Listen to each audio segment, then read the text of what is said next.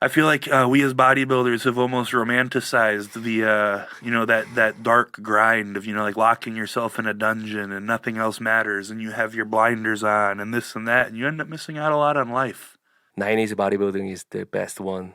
Today's bodybuilders not as conditions as 90s. We're bodybuilders, we're not power lifters. No one cares how much we lift. Do you see yourself to become the Mr. Olympia one day? Okay, before we start the podcast, I want to ask one thing. How was the able gym like? The gym we held a fan meeting at the gym. We work out. You work out with the Thanos. Yeah, absolutely, man. I was super impressed with both of the able gyms. The first one we went to with the Thanos, where we trained arms at. When I walked in, I was kind of blown away, man. They had a full selection of Nautilus stuff, Panada stuff, Atlantis stuff. The gym was spotless. The lighting and ambiance was awesome. So I was very impressed with that Able gym. Great. So Hunter, please introduce yourself to my subscribers. Absolutely.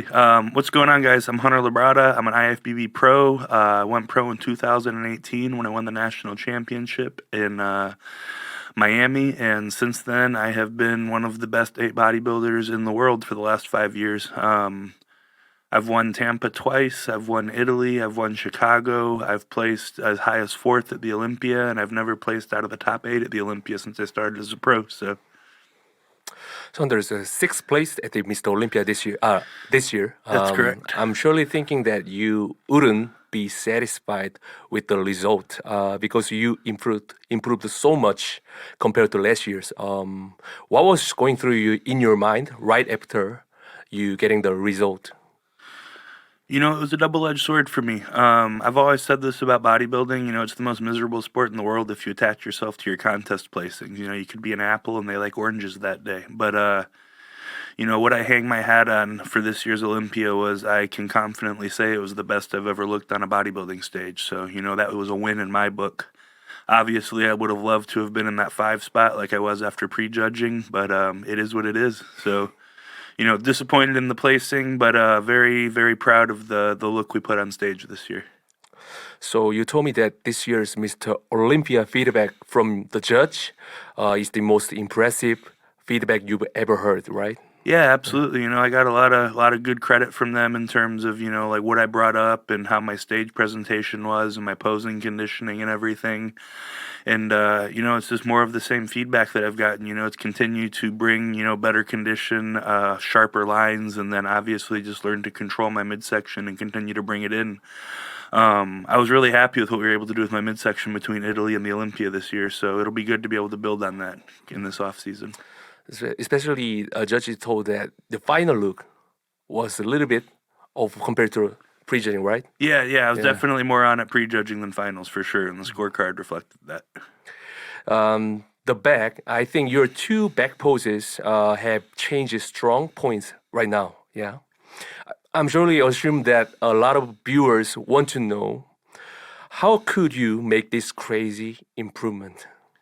Yeah, no, absolutely. So, starting off earlier in my career, my back was an extreme liability. It was nowhere near the rest of my body. And when I first started bodybuilding, my lower half, my legs, hamstrings, calves were very overpowering compared to my upper body. So, over the years, I've been able to add a lot of tissue to my upper body and especially my back. And it's made a big difference in my physique and the presentation that I have.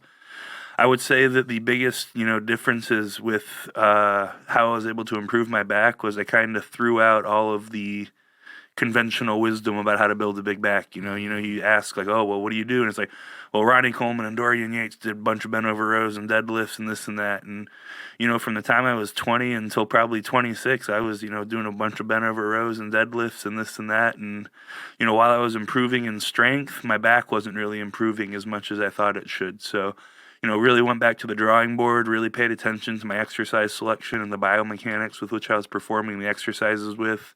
Placed a huge emphasis on, spending time in both in the stretch and the contraction. And, this is something that I like to say is, I checked my ego at the door when I walked into the gym. We're bodybuilders. We're not power lifters. No one cares how much we lift. There's not a bench press on stage. You don't lift the day of the show. It's just all about how you look. So, when I'm in the gym, I'm no longer trying to, lift heavy weights just to lift heavy weights. I do move some heavy poundages still, but I move them with very good form and very accurately and use the muscles that I want to use to move them. And I feel like that's made all the difference for my back. Going back to your younger days, which sports had you done before you started bodybuilding? Yeah, absolutely. So, growing up, from the time I was 5 until 12, I actually played hockey. Hockey was my first love. I played both roller and ice. I played forward, center most of the time, and I feel like it gave me a good base. And I was a really little kid growing up, like really itty bitty, like skinny, scrawny. So in hockey, you could get away with that. As long as you were scrappy, I skated fast. I had good puck handling skills, but from the time I was 13 on, I fell in love with playing American football, and that's a whole different story. Physical thing, right? Very physical game. And my seventh grade year, that's the first year you typically play football for your school in Houston, in Texas, where I'm from. I was like 5'0" and like 105 pounds. And so I had a great season. I managed to start on the eighth grade A team when I was in seventh grade, so that was a big deal for me. But after that season, I was absolutely in love with football, but I knew I had to grow. So that was the first thing that got me into training and eating to grow. So from seventh grade until my senior year of high school, which is, 7, 8, 9, 10, 11, 12, so 5 years, I actually put 20 pounds a year on all through that. Every single year. Every single year. And granted, I was growing up too, because, I graduated high school at like 5'8", 5'9", but, by the time I graduated high school, I was 5'9", 205 pounds and, really solid. I was very lean because I was playing football, running so much, the cardio was high. So I had a pretty muscular build by my senior year of high school. That's crazy. So, the one thing, so did Mr. Labrada want you to become a competitive bodybuilder? So him and I have a good laugh about that all the time still. Growing up, my dad was as supportive as he could possibly be in my sporting endeavors, both with hockey and with football. And with football, we really made an effort to allow me to play at the next level, at the college level. So for my junior and senior seasons during the summer, I was doing a lot of recruiting camps and, spending a lot of time training and just really pouring my heart and soul into it the same way that I have for bodybuilding. And, when I showed up to the school that I earned a scholarship at my freshman year, and it was in high school football with my best friends, and I had been spending so much time training to play football and not playing football, I had fallen in love with training more than playing football. So, after camp, I didn't even make it through the season my freshman year. I called my dad and I was like, man, I'm done. Wow. I'm done playing football. I want to be a bodybuilder. And at the time, he was very upset about that. From how much time and dedication I had put into football, he was, kind of like, why are you going to throw all this away? And then B, him having done bodybuilding at the level that he did it at, he knows what goes into bodybuilding at the highest level. It can be very hard on you mentally and physically. So I don't think he wanted that for me initially, especially because of the fact that, whenever I said I want to be a bodybuilder, I didn't look like a bodybuilder. It was one of those things, he didn't know how much potential I had. And we really laugh about it to this day because, until, 2017, you really couldn't tell, how good of a bodybuilder I was going to be. 2017, I started really coming into my own as a bodybuilder, but I told him in 2011 that I wanted to bodybuild. So, like for 6 years, I was just running my head into a wall trying to get as big as possible. And, he saw that dedication. He saw the fact that I was committed to it. He saw that I loved it. So he came around to it, but he was never one to push me towards competitive bodybuilding. Mr. Labrada was one of the best bodybuilders in the world for sure. So do you think watching Mr. Labrada's career affect you to become, I want to be a bodybuilder or something?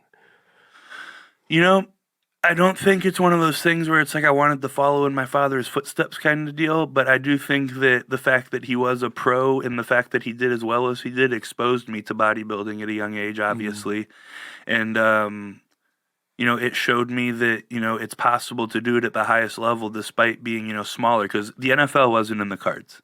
I wasn't going to play professional football. I had earned a Division II football scholarship, but, in my mind, I knew I had my father's genetics, and I knew I was taller and had a bigger frame. So in my mind, it's like I was like, you can be a pro bodybuilder. You can do this. And I didn't know how good I could be, but I didn't really care. I loved to do it, and I just wanted to see how far I could take it. So you had done basically two different sports, right? Hockey and American football, right? Yes, American So football. for long period of time, especially teenager, right? Yeah, Yeah. for sure. You know, it was hockey from the time I was 5 until Yeah. 13, and then football from the time I was 13 until 19. Yeah, those are the team sports actually, right? Team sports, correct. Yeah. What makes bodybuilding special compared to other two sports? So, you know, there's both good and bad things about both. You know, obviously, you know, hockey and football being team sports, the camaraderie and the bond that you make with your teammates is really something special, and it is something that I miss. But you know, as I transitioned into bodybuilding, I really appreciated the fact that I lived and died by my work. You know, in a team, not everyone's as dedicated as you are. Not everyone wants to work as hard as you. Not everyone, you know, is bought in as you. But bodybuilding being a, you know, quote unquote individual sport, you know, your success depends on the work that you put in.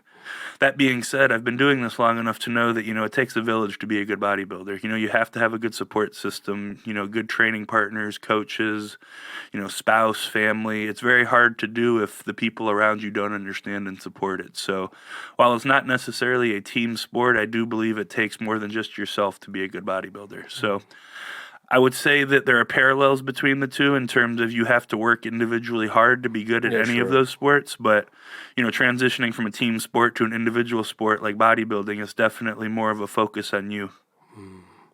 So for me, actually, I'm not a bodybuilder, so I'm just a huge fan of bodybuilding. So I think bodybuilding is such a lower outcome sports compared to other sports because they don't have any regular payment for pro. And also there is of course there is a prize money, but it is for the top bodybuilders for like you, yeah, not a mediocre bodybuilders, not for you, right? Yeah, no, for Yeah. sure. And it's a cool thing though, because this day and age that we live in, you know, you don't necessarily have to be the best bodybuilder in the world to be successful in the industry and make a living. You just have to provide value to people in some way. Yeah. And you know, as much as I don't like social media for a lot of reasons, it's been good to allow people who, you know, might not have the genetics to reach that upper echelon and make a living from bodybuilding. It's allowed them to make a damn good living being in the industry and supporting bodybuilding and, you know, living the way they like to be. You know, there's plenty of people out there that have never even competed before that make a very good living from being in the bodybuilding and I've fitness seen, space. So actually, most of the pros literally couldn't make money from the bodybuilding, but some of guys can make money from the social media. Yeah, and I assume that most of the pros may find out they couldn't become the top bodybuilders like you. They realize, and at some point, I couldn't be the top bodybuilders. What do you think? What motivates them to keep doing it, even though they realize that they couldn't become the best in the world? So, in my opinion, it's because they fell in love with the process and not the outcome. You know, they fell in love with the bodybuilding lifestyle. They enjoy getting up. They enjoy pushing themselves. They enjoy training to make themselves better every single day. They enjoy, you know, eating the meals. They enjoy the structure that bodybuilding provides. You know, because like you said, not everyone has it in them to do it at a high professional level and make a living from it. But, you know, bodybuilding is for everybody. You know, anyone who wakes up every single day and makes a conscious decision to eat in a certain way and to train in a certain way in an effort to change their body for the positive, those are bodybuilders in my opinion. They might not be competitive bodybuilders, but you're a bodybuilder if you're waking up and trying to improve yourself physically every day. I also want to ask these questions. I've seen a lot of bodybuilders who have strong egos. Yeah, really. But I don't think it wasn't bad at all. It's good thing. It plays good thing, of course. But you can see yourself very objectively, and which is super hard for someone who has a huge ego. But you don't have a. I don't see you have a huge ego. Yeah. Thank you. Yeah, no, it's something that I'd like to think so as well. You know, I've always said this about bodybuilding. I feel like there's like two general camps of people that get into bodybuilding. There are, people who grew up athletes playing sports and they wanted a outlet to continue channeling that athleticness and, to continue being able to push themselves. That's one group. That's the group that I'd consider myself a part of.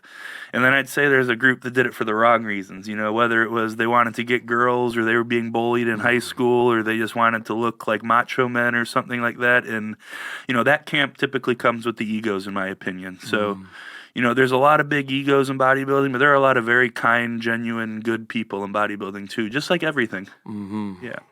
Hey, I've seen you praising someone who ahead of your placing, which is very for me it's kind of weird because sometimes a lot of bodybuilders think that I've seen a lot of bodybuilders think that I'm gonna be the champion.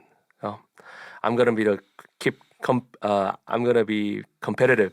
So something like that I ever seen. But you're like you praising someone who are ahead of your placing easily, even though you are also the top bodybuilders as they are. Absolutely, man. A lot of those guys that place ahead of me are my friends. At the end of the day, people like Martin, people like Samson, people like Andrew, I have a lot of respect for them as people and as friends because I've gotten to know them over the years and to see the kind of people that they are. And, I know what they've gone through on a personal level to get to where they are, and it's motivating to me. At the end of the day, bodybuilding, it's not like you show up the day of a bodybuilding show and like we're running a race or fighting or something. All the work is done in the weeks leading up to the show. And, that work is very, very hard and can be very, very draining. So it actually, in my mind, gives us a sense of camaraderie and togetherness. Backstage at the Olympia this year, there's a picture on my Instagram. It was like me, William, Martin, Samson, Andrew, and a couple of the other guys, just sitting around backstage, cracking up, laughing. At the end of the day, we aren't enemies. A lot of us are friends. We like to do this. We share a very common passion for bodybuilding, and it's a very small niche sport. So, to be one of those people with those huge egos that can't be excited for others to see them doing well, I just don't think that's a good thing. I want to see my friends do well. Samson winning this year, I was so happy for him. I got to go out to dinner with him on Sunday afterwards and share a meal with him and Marlena, and it's really, really cool to see your friends doing well. It's not one of those things where it's like, oh man, I wish I would have done better than him. It's like, you did your best. I did my best. I know I did my best. They did their best too. Their best was better than mine. That's not a bad thing. That's just facts. I'm not gonna let that affect the friendship that I have with them. I'm not gonna affect the support that I have for them. I'm a fan of Martin's. I'm a fan of Samson's. I'm a fan of the people I compete with because of the people that they are. So I've seen you like not a long time, but I feel like you're the most genuine and great person. Thank you. But some may think that Hunter doesn't want to become the best bodybuilder in the world. Like some of the fans could think that. So what's your opinion on that? I would say come watch me work for a week and tell me that you don't think I'm trying to be the best in the world. At the end of the day, dude, I know what I do behind closed doors. I train in a private gym. I've given everything to this for a decade now. I've given everything to it for a decade. And, so I know that I've done everything to be my best at this sport that I can be. So, at the end of the day, it just doesn't make sense to me to be, like upset that someone's doing better than me. If they're doing better than me, they did something right and I didn't. If I did everything right and they did everything right, that's a prime example of genetics. At the end of the day, I have great genetics, but I don't have the best genetics on that Olympia stage by a long shot. Everyone's got their downfalls. Everyone has their weak points. Everyone has their strengths. And, it is what it is. You can't change it. You can work on it and improve them, but you can't change them. So I remember your debut years. You won the 2 shows, right? Tampa and Chicago. I won Tampa my rookie year. Rookie year. And then went on to the Olympia to place 8th. Yeah. And then the following year to qualify, I did the Chicago Pro, but it was in Atlanta. It was Trilanta because it was a COVID year. So yeah, won Chicago that year, and that was the year I went on to place 4th at the Olympia. So and then after that year, I took the whole year off to compete in the Olympia, and everyone's always got a plan and everyone's always got an expectation, and that was the first time in my bodybuilding career that my expectations and my Going crazy. Yeah. they were shattered. Yeah. Because I placed fourth the year before. I was headed into that next Olympia to be better than fourth, and I slid to seventh, and it is what it is. Yeah. And it's honestly one of the better things that's happened to me, just because it lit a fire under my ass. It made me work that much harder, and it really kind of started to turn that key on. It isn't all about the contest placings. It's all about being your best. And that year that I placed fourth, the following year that I got seventh, I do believe my physique was better the year that I got seventh than fourth. I was bigger, I was as conditioned in my opinion, but it's just a testament to the level of competition coming up in the Open. I feel like there's a couple years there where, the Open was kind of dipping and people were saying, "Oh, bodybuilding's dying." It's No not way. No way. Look at it now, man. That whole top 10 at the Olympia this year, they're all killers. Yeah. So bodybuilding is alive and well, and it's a very cool thing to be a part of. I just came out with one thing that I've seen a lot of podcasts of like Ronnie Coleman, Dorian Yates. They always say the same things like 90s bodybuilding is the best one. Today's bodybuilders not as conditioned as 90s. What do you think on that? Excuse me. Yes, bless you. First and foremost, I'm going to give credit where credit's due. 90s bodybuilding, early 2000s, those are my favorite bodybuilders. Choking on water, sorry. That being said, people, I feel like to look at things through rose-colored glasses. They like to look back and, think about the era that they were in being the best. But, if you ask people that have been around the sport, like truly in the sport for a long time, I'm going to use some names, Jim Mannion and Tyler Mannion. They'll be the first to tell you that the bodybuilders today are more conditioned than the ones in the 90s. Wow. And, I think it's for a couple things. The cameras have gotten so much better now. It's so much more realistic. The cameras in the 90s are almost like an Instagram filter. They put the sharpness and the grain driven all the way up. And then what people fail to realize is there are pictures of those bodybuilders that we talk about, like Flex Wheeler, Kevin Leveroni, Ronnie Coleman, Dorian Yates. Dorian Yates was never off, but, a lot of those guys, they had some absolutely incredible showings, but they also showed up out of shape a lot. Yeah. Chris Cormier, all of these guys that are really, really famous from the 90s and early 2000s, are some of the greatest bodybuilders to ever live. But they missed the mark, too, regularly. And, Tyler and Jim will be the first to say that. So will Steve. So while I agree that some of the best bodybuilders to ever live came out of the 90s and early 2000s, I don't think it's correct to say that it was just all in all better then than it is now. Especially with the current crop of guys in Open and the way that they're progressing. Guys like Sampson, guys like Martin, guys like Andrew. They're very impressive. Yeah. You placed the seventh at the 2022 Mr. Olympia. So I heard that from the fan meeting you had a problem at that time, right? Yeah, so the year after I placed fourth, headed into that year, the seventh place year, I was dealing with some very bad gut health issues. To name them specifically, I had very bad SIBO, which is small intestinal bacterial overgrowth, and then Candida, which is a kind of gut fungus. And, both of those things put together, they A, make it very hard for your body to assimilate nutrients, and then B, it makes it very hard for your body to balance itself hormonally. So I was dealing with really bad estrogen issues and then very bad digestive issues heading into that Olympia. To the point where Ben almost pulled me out of it 2 weeks before the show, Really? So, yeah, really. And I've said that in a couple podcasts, but yeah, we almost pulled me out of that show because of how bad my stomach was. So, it showed on stage. My midsection was not great that show. But it's one of those things that I wanted to finish what I started and not miss the Olympia that year. So we put our best on stage.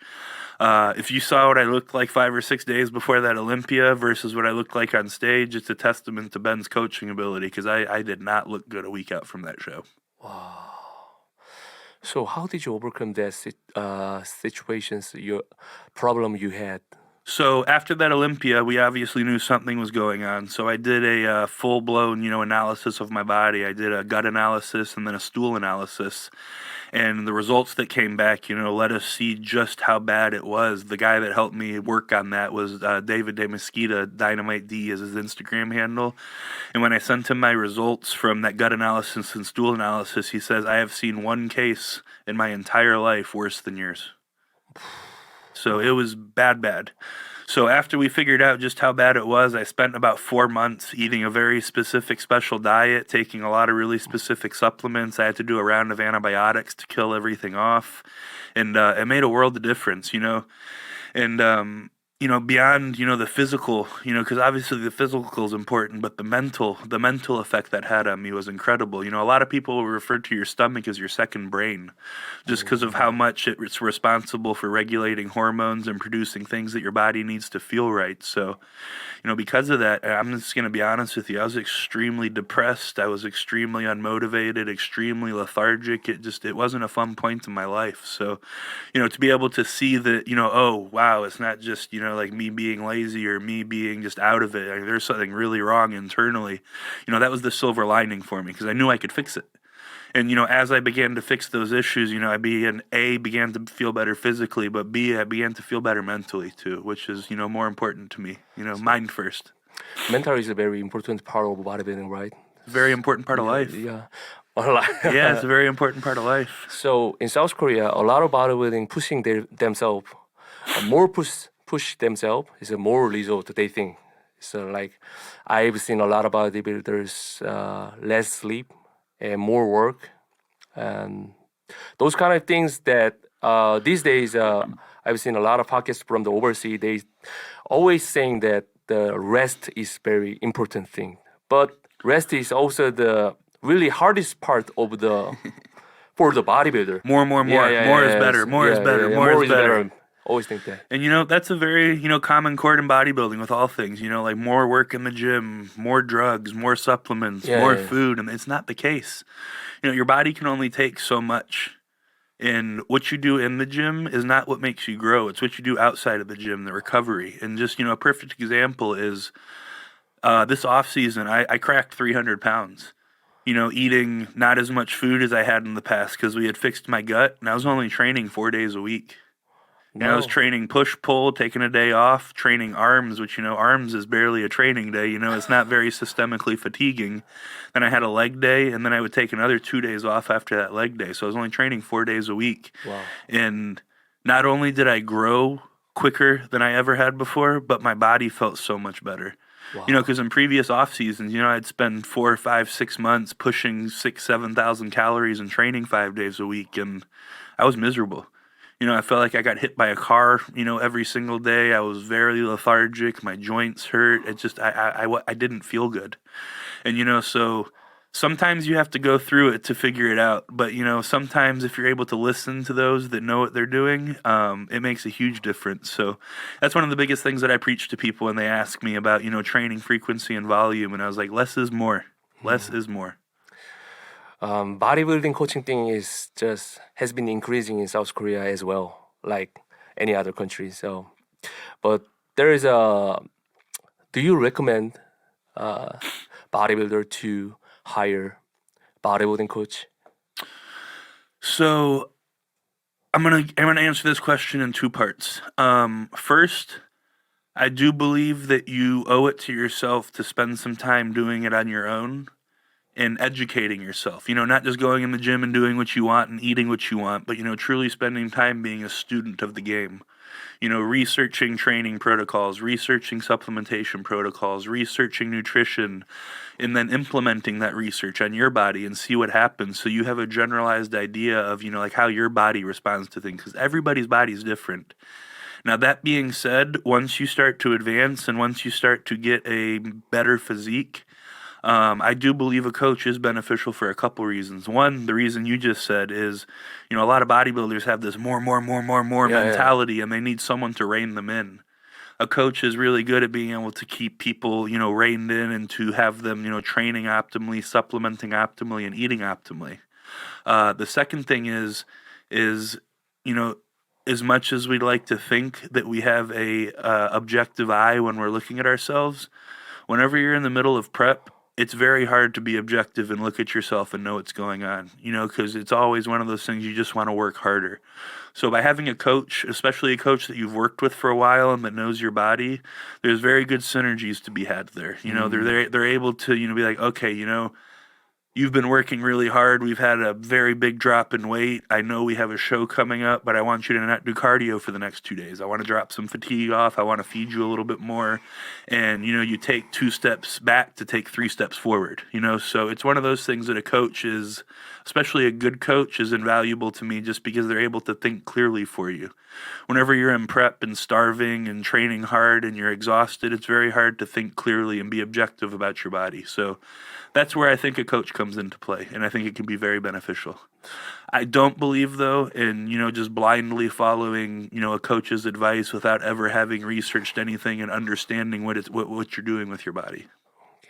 I've seen some bodybuilders who fired his coach just missing one conditioning part. Yep. Yeah. What's your thought on those situations? I think it's the dumbest thing ever. Oh. It takes time to learn someone's body.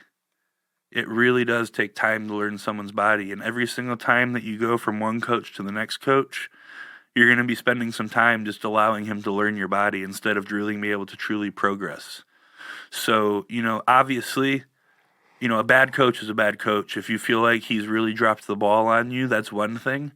But for you to just, miss the mark a little bit on conditioning just once, or, you missed your peak just a little bit just once, that's a learning experience. It's going to happen with anybody, So if you miss it once and you leave him, then the next coach, you'd love for him to be able to hit it on the head the first time, but chances are he's not going to, But that other coach that you just left and prepped with and had that peak with, he had the opportunity to see how your body responds to things. He had an opportunity to peak you one time and to see, okay, this didn't work, but this did.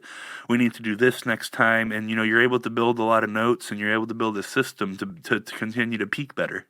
And, you could see that with me with Ben, our first show or two, I wasn't where I was supposed to be. And everyone was like, oh, you need to go to, someone else, go to Hani, go to Chris, one of these famous trainers. And I was like, no, I need to continue to allow both myself and Ben to learn my body, to learn how it responds to things. And, I think the proof's in the pudding and the fact that we've continually gotten better every single show that we've done together. So, yeah. Do you think is there kind of some formula for every single show, at the same formula for every single shows, or every single shows you're going to approach it differently? No prep is ever the same. Your body chemistry is never exactly the same one prep to the other. That being said, I feel like there are some general overarching principles that will always hold true for your body that might not be for someone else's. Like some people need, 1,500 grams of carbs a day for 4 days leading into a show to kind of be full. There are other people that I know that will eat, like 800 or 900 grams of carbs, 3 and 2 days out from the show, and then the day before the show they eat almost nothing, just because they know that their midsection doesn't respond well or that they dry out with lower food, and that comes from experience, and you just the only way you get experience is doing it, right? So yeah, at the end of the day, I don't think that you're doing yourself a service coach hopping, and especially at my level, if you're a bigger name bodybuilder, you get a really bad reputation really quickly hopping from coach to coach to coach. I see. Yeah. I just came out some few other bodybuilders. You've been with the Ben Chow for like how many years? Ben came in and started helping out when I was 4 weeks out from that 2021 Olympia where I placed fourth. Yeah, so he was helping me with that one, and then after that Olympia, I gave him the reins, and he was fully in charge of everything. After all of this, I think you have your own standard for hiring bodybuilding coach. So, could you describe your own standard for hiring bodybuilding coach? Yeah, absolutely. Yeah. I think there's a couple things that you need to look for. first and foremost, with the number of truly incredible, very well educated coaches out there, I think the most important thing is to be able to truly get along with them and to click with them. You know, both on a personal level of communication and on a, you know, bodybuilding level. You know, like you have to agree with what they're doing for the most part. You're not always going to agree on everything, but if every single time they send over an update and you're like, oh, well, that's wrong, this is wrong, I don't want to do this, da, da, da, da. Even if you follow it, having that voice in the back of your head is not going to allow you to be at your best. So, you know, first and foremost, I believe it's very important to find someone that you really click with. The second thing, and this is something that I always tell people, is show me what you've done with people who weren't genetically elite or already very good when they came to you. You know, it's one thing for someone to, like, say, Hani and Derek, for example. You know, Derek's an incredible bodybuilder. Hani is an incredible coach. But Hani and Derek were going to be incredible without each other. You know, they came together and they obviously put together an Olympia run together. But, you know, for someone to take someone as an amateur who's like, he's okay. And, you know, in 2 or 3 years, take him from, he's okay to, holy shit, that's a good pro. You know, that's impressive to me. That tells me that that coach knows what they're doing. So I like looking at a coach's body of work, not just, you know, like they're 1 or 2 top athletes. You know, show me what you do with the average person. That's something that I look at. Give me some example. You know, some great examples. You know, off the top of my head, you know, Ben really enjoys coaching amateurs. Ben doesn't like coaching pros that much. Yeah. You know, Ben has a lot of people that he's had for 3, 4, 5 years where he's taken them from, like, you're a bodybuilder, to, like, very impressive physiques. And, you know, that's what, you know, personally motivates him. And then that's what's impressive to me, you know, and when I recommend Ben to people, that's what I'll say. It's not, look what he's done with me, or, you know, look what he's done with Carlos or someone like that. It's, you know, look what he's done with all of these amateurs who, you know, 2 or 3 years ago looked like they didn't even lift, and now they're winning overalls at their shows and going for pro cards. Wow, that makes sense. Yeah. Yes. So let's take a little bit break for this one.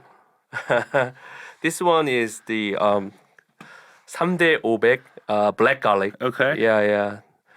Black garlic is the well known as men's stamina. Okay. But some of them doesn't like this smell, but I kind of like it. Yeah. So it's not the potion. It's not the liquid. It's literally black garlic itself. So can you take? Man, I'm not a garlic fan. I'm sorry. I'm not. I'll take a little bite with you. Yeah, little bite. It smells really deep, Yeah. as you can see. Whew. I think you need more water of eating this.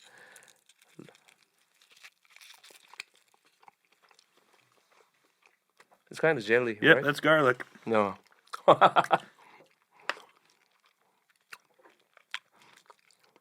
Yeah. It's we can see the little bit of sweetness. Yeah, it's a little sweet yeah, for sure. but smelly. I cannot admit that. Yeah. We need to make everyone else in the room eat some now so no one has stinky breath. 오케이.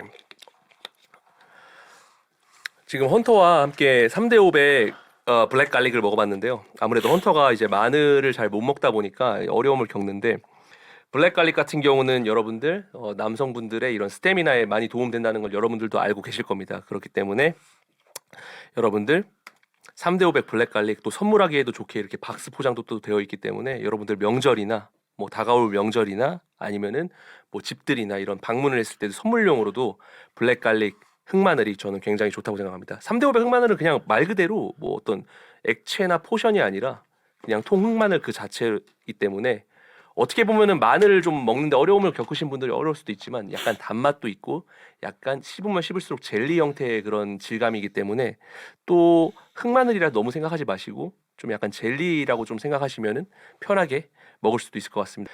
3대 500 전 제품 할인 코드 TFE 대문자 TFE 15를 사용하시면은 전 제품 15% 할인 코드 할인을 받을 수 있으니 많은 이용 부탁드립니다. Back to podcast. So at the fan meeting, some answer you gave it to the fan shocked me huge. Okay. Question was like, how short bodybuilding career is, and she also want to know about life after bodybuilding. Yeah. You remember that? Absolutely. Yeah. I remember that. One of your answer was you see your competitive career left only 2 or 3 years. That was very shocked.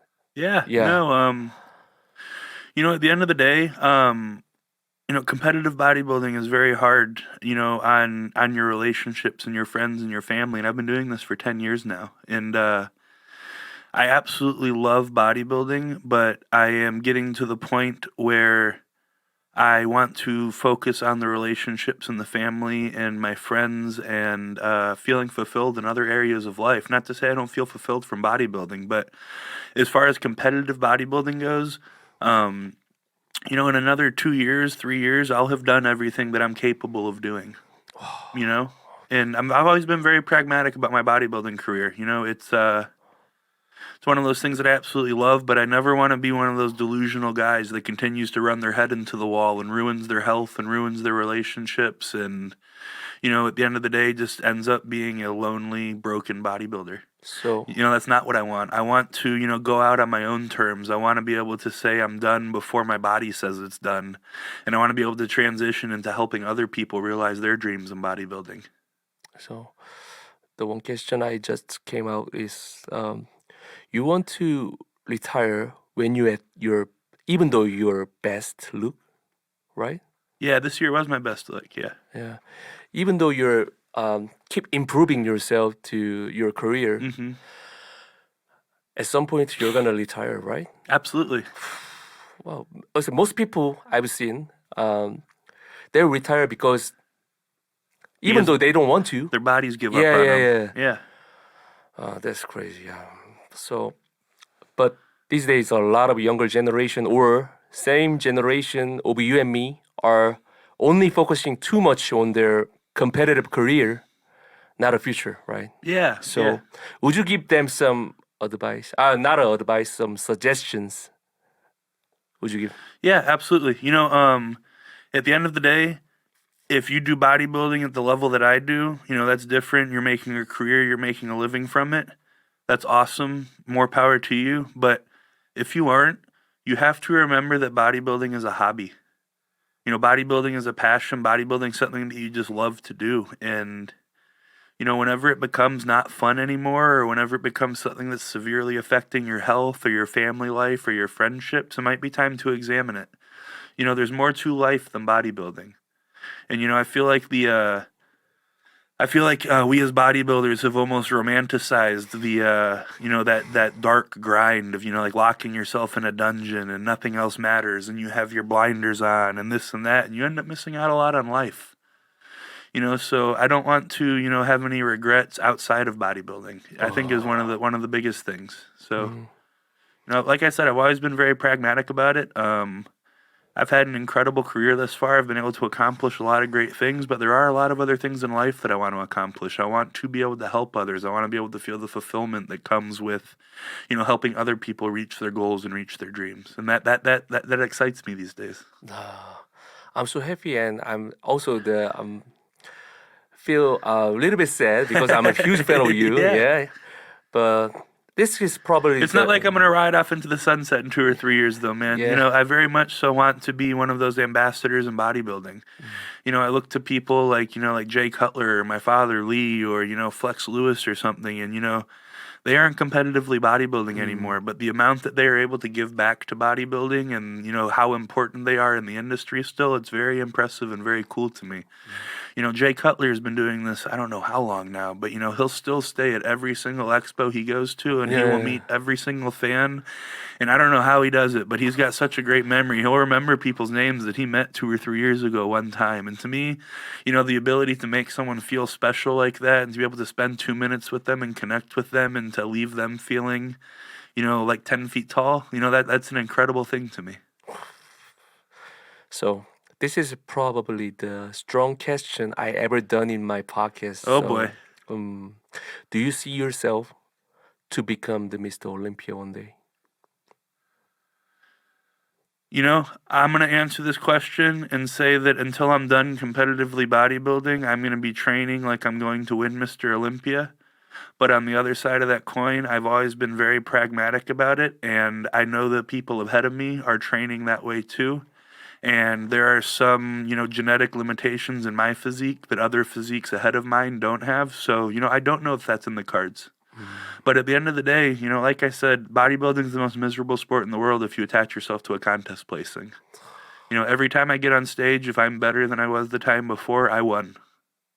And, at first, I didn't really truly believe that or feel that. But, there's been a very big transition in the last year or two to knowing that you can't do better than your best. You can't. So, for me to be able to look myself in the mirror at the end of every day and say, you did your best today, and then lay my head down on my pillow, that's enough for me. I don't need to be Mr. Olympia. I just need to be my best. So I already heard that the meaning of the win the day. Yeah. But the viewer wants to know about the meaning of the win the day. Can you describe it? Yeah, absolutely. So, win the day was something that, came into my mind in 2018 during my prep for nationals. I had a pretty bad shoulder injury. I really didn't know how bad it was until afterwards when I got it operated on. But I got an MRI before I started my nationals prep, and my rotator cuff was pretty jacked up, and then my bicep tendon had almost rubbed itself in half. Because, like I said, when I was playing American football, I hurt myself quite a bit. I actually broke my arm and dislocated my shoulder up here. And whenever I did that, I blew out my transverse humeral ligament, which is the ligament that holds the long head of your bicep tendon in the bicipital groove. So for 10 years, my bicep tendon was basically just running in and out of that groove. And it had essentially almost rubbed itself in half from the friction. So I got the MRI. The doctor that was looking over it said, yeah, you're good to go. We can, do this prep and then fix it afterwards. But the amount of pain that I had from that issue that I had going on in that prep for nationals, it was unbearable to think about having to do it for another 2-3 months when I started that prep. So, I made the conscious decision to, not worry about tomorrow when it comes to just my bodybuilding. I was going to win today. I was going to wake up. I was going to do my cardio. I was going to hit my training session. I was going to do everything to my best of my ability that day. And I was going to worry about what happened tomorrow. I was going to win today, because if I didn't win today, I was not going to win the next day, and I wasn't going to win that show. So, I made it through that prep, and afterwards, when I got my shoulder operated on and my bicep fixed, I found out my bicep tendon was like literally holding on by a thread. So, I feel very blessed to know that I didn't, blow my arm out in that prep, and I was able to win nationals. But that entire prep, it was very difficult. So that's where Win the Day originated from, and it turned into so much more than just get through the day's worth of pain for me. It's turned into winning the day. It means you take care of your business that day, regardless of it's, being a good father, if it's going to work and being the best accountant you can be, if it's, if you're a mother, it's, taking care of your children, whatever you need to do and accomplish that day, you need to do it to your best of your ability and win those tasks. You don't need to be worrying about what's coming next week, because if you don't take care of business today, that business isn't going to be there next week. So, that's where Win the Day came from, and that's, it's been a huge mantra of mine ever since 2018, and I feel like it's something that's really reverberated with a lot of people, because so many people live in fear and stress and anxiety, and I feel like a lot of that comes from, worrying about what's coming, tomorrow or, next week or next month or next year, and because of that worry, they allow things to fall through the cracks in the present, in the current day. So, it's just it's a reminder to try and be present and to try and, do your best with what you're doing at that moment. That's very touching moment for me. Yeah. Thank you. I'm so impressed at the yesterday fan meeting. Heard about the Win the Day's meaning. Truly meanings. It was very impressive. Thank you, Phil. So let's. I want to hear about your future plan, like next year plan. Yeah. Competition plan or other plan? Right now, there are no competitive plans for next year. I've always been this way. After I get done with the prep, I just kind of shut bodybuilding off. I do what I like to do with bodybuilding, and that is to train and to eat and to share, sessions with friends and to be able to come here to, make trips and appearances and, share my passion for bodybuilding. In a couple weeks, maybe by the end of the year, I'll have kind of, made a decision on what's going to go on next year. But one decision that I am very excited about, and one decision that I have made and that I've already put into play, is that I'm going to begin to offer very high level training coaching starting at the beginning of the year. You know, I feel like there's a lot of coaches out there that are absolutely incredible at doing the nutrition and the supplementation part, but Train. a lot of them don't even give you a training plan. And if they do, it's kind of a generalized, you know, here's do this. I want to be, you know, like the Hani Rambod or the Chris Aceto or the Ben Chow of, you know, training and biomechanics. I want to have my athletes, you know, I want to onboard them. I want to have a Skype call with them to understand what their deficiencies are. I want to know what equipment they have in their gym so I can tailor a program specifically to them. And once that program's tailored, I want them sending me videos of all their top sets so I can be like, you didn't take this set to failure. Or, you know, next week when we do this, I want you to really focus on keeping an internal rotation on your arm so we can keep tension on your lat instead of losing it. Because, you know, that's what I'm passionate about. I'm passionate about training. I'm passionate about it in the gym. And it's personally so fulfilling to me to see, you know, like the light bulb go off for people whenever I show them how to do something properly and they're able to see it reflected in their physique. That's very rewarding to me. So I'm going to make a very big push and a very big effort to be able to do that for as many people as I can next year. I'm sure you're gonna be the best training coach you, because Phil.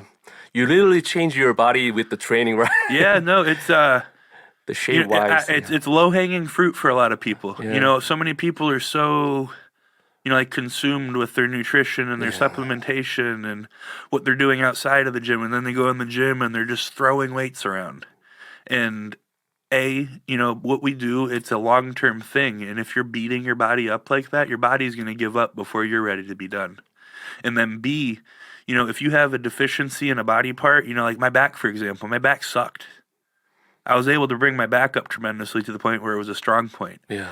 If I can do that for other people, I will feel so fulfilled. That will bring me so much happiness, and I know it'll bring other people fulfillment and happiness too. So Honestly, I never seen the bodybuilder who changed the back drastically like you. Thank this you. is crazy improvement. you. Yeah.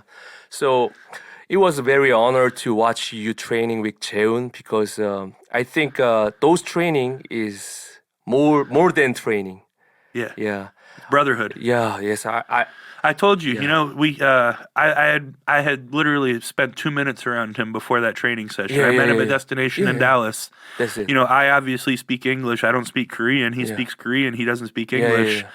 But by the end of that training session, I felt like we were good friends. You know, like we had bonded over that work that we did together. We had bonded over, you know, we had the camaraderie, and that was bodybuilding. You know, he became an iron brother to me, just training. We didn't even have to talk about it. And that to me is so cool. It's one of the most rewarding things that can happen in our sport. Yeah. There was 1 week before the show. Yeah, one week, yeah. Less leg sessions. That boy's a beast. I got to give him credit, man. He is incredibly strong, and I love his energy too. He puts off such good positive energy, even being that close to a show, because I know he was hurting. Even just watching those trainings, Pyongmi, make me feel. So basically, I asked. I've done every question I prepared. So would you give any more advice or training wise or nutrition wise and mental wise to any advice to my subscribers? Yeah, absolutely. You know, guys, remember at the end of the day that bodybuilding is supposed to be fun. Fun. You know, bodybuilding is supposed to be something that adds to your life. It's supposed to bring you passion and excitement and enjoyment. It's not supposed to be something that, you know, feels like a job or brings negativity to your life. So I would very much so encourage you to find a path that, you know, allows you to have those feelings of fulfillment. And, you know, I'll be the first one to say that I'm still working on that. You know, I end up in a dark place a lot of the times in preps. So, you know, it's something that I'm still working on personally, but it's something that I want people to know is that this is supposed to be fun. It's supposed to be something that you enjoy doing. Thank you, Hunter. 여러분, 헌터 라브라더였습니다. 감사합니다.